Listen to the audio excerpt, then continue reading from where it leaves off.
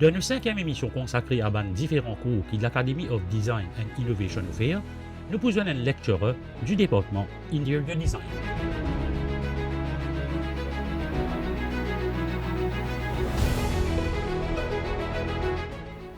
Dipram Raj Norsigadou, ou lecturer dans le département Interior Design, ou qu'à cause un petit peu plus de ce département-là. L'espace intérieur, on disait Interior Design, c'est un cours approfondi pour la maison. Enfin, nous on englobe résidentiel et commercial aussi, qui veut dire qu'un étudiant, quand il peut venir chez nous, là, il pourra découvrir un peu de tout.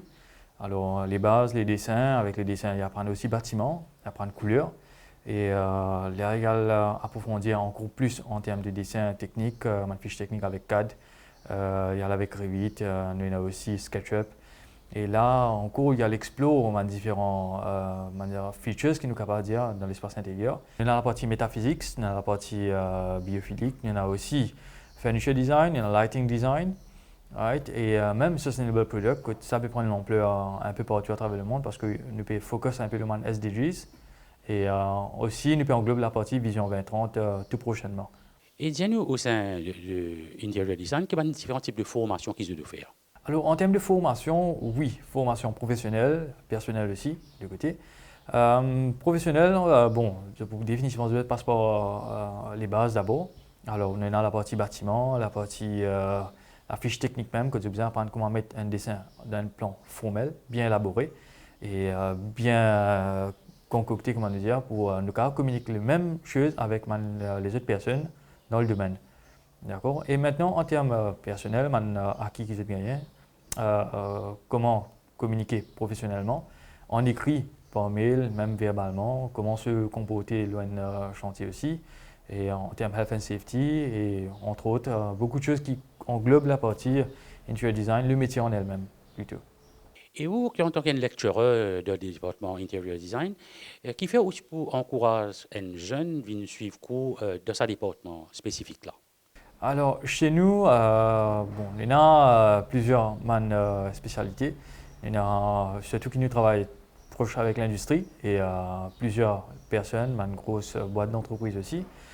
Et ce qui est bon à faire ressortir, c'est une personne qui nous travaille, je qualifiée, professionnelle, et aussi je en touche avec différentes tendances qu'il y a sur le marché, aussi les innovations qu'il y a.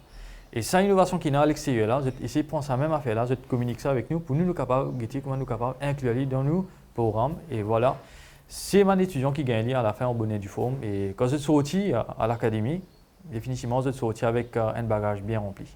Et de le concret, dis-nous comment je te prépare un jeune pour quand il finit ce cours pour affronter le monde du travail. Pour faire face au monde du travail, bien sûr, il ne pas être donné comment dire, dans un milieu académique, mais le fait qu'il y ait un job placement qui nous engage à partir de certains semestres, et là nous dirigeons vers une boîte d'entreprise, que là, je gagne une formation sur le terrain, de apprendre un peu les jeux de faiblesse, les jeux de la force, et comment nous sommes capables de retravailler avec eux, nous réencadrer eux, une fois à notre sortie de l'académie avec un degré en main, bien en poche, comment dire.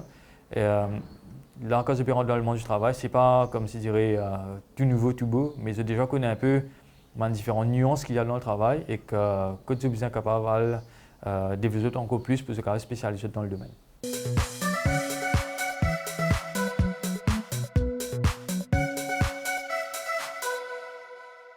Ce programme est une collaboration entre le ministère du Travail, du Développement des Ressources humaines et de la Formation et la MBC.